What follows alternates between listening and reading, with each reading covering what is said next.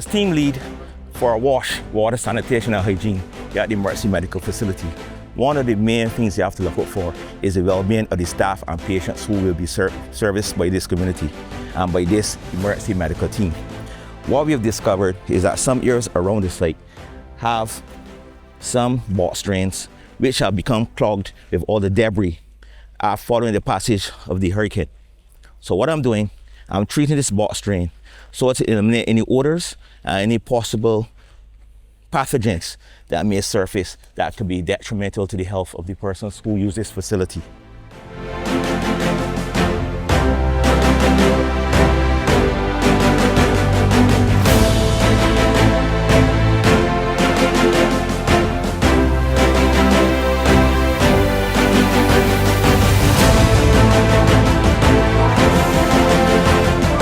So I'm going to see Mr. Oshenkedu. He has to supply us with some water storage tanks. They're coming from off-site. We originally have 3 that we already have installed. They're super coordinated and they're ready to go.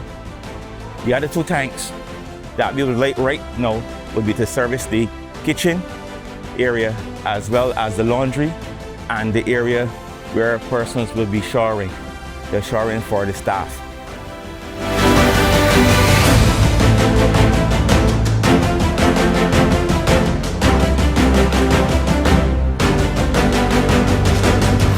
I'm trying to figure out in Kingston.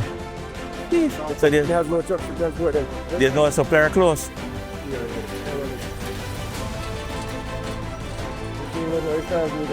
The tanks are in Kingston.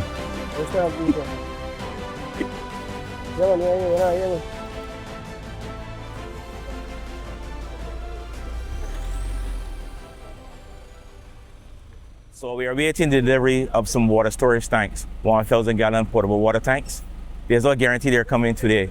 So we're going to work with what we have, and then once they arrive, then we will fit them into the main infrastructure on what we are working with. I'll try, see if we can try to find food. And then we'll install the tanks. Yeah, but they're not reach them for now. Yeah? I like that tomorrow. Yeah. So I've also noticed around the facility, there's a lot of stray animals, dogs, and some goats that are coming on the facility. So one thing that we'll have to do then, we'll have to look to see how we can prevent those from coming on the facility to compromise the hygiene. We don't want them defecating around the site. We don't want the dogs pulling out the garbage and throwing it all over the facility as well, because that'd be unhygienic.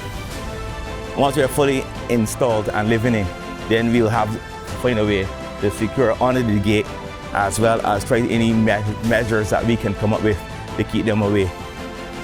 Also saw a number of goats this morning, and goats have a tendency to chew on anything.